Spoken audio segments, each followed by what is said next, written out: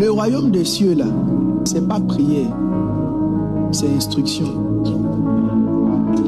Les gens qui avancent, c'est pas ceux qui prient, c'est ceux qui courent avec les instructions. Il y a des gens qui prient, mais ce qu'on dit n'ont qu'à faire là, ils font pas. Si tu veux vraiment mettre ton humilité à rude épreuve, il faut que tu comprennes la place et la valeur des instructions. Il y a des vérités que je veux dire concernant les instructions.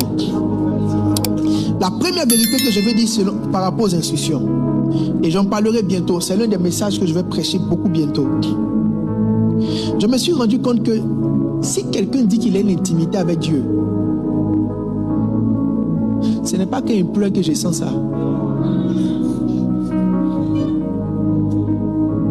Vous savez pourquoi? Parce que l'adoration, la véritable adoration, si tu as vraiment adoré Dieu, que tu as rencontré Dieu, tu ne vas pas pleurer. Tu peux pleurer si tu veux.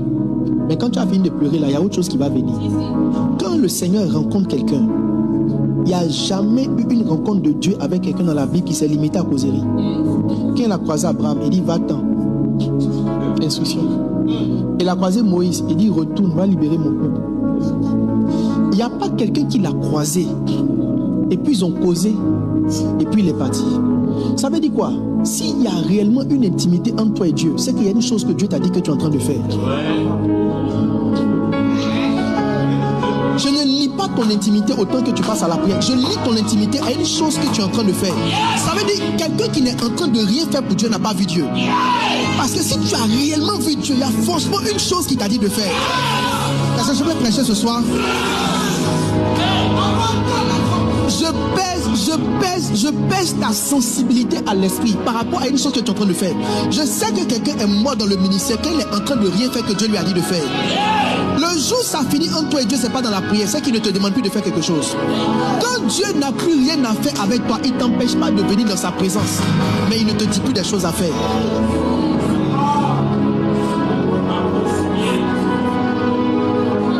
Nous sommes dans un royaume d'instruction. Dans le règne de Dieu, on ne prie pas pour réussir. Ça n'existe pas. C'est une mauvaise manière de juger Dieu. Quand on lit l'Hétéronome, il dit c'est quand tu obéiras à mes commandements que tu auras la supériorité. On ne prie pas pour la supériorité.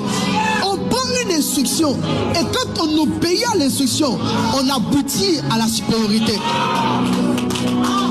Toute personne qui est petite a manqué d'instruction qu'on lui a donnée.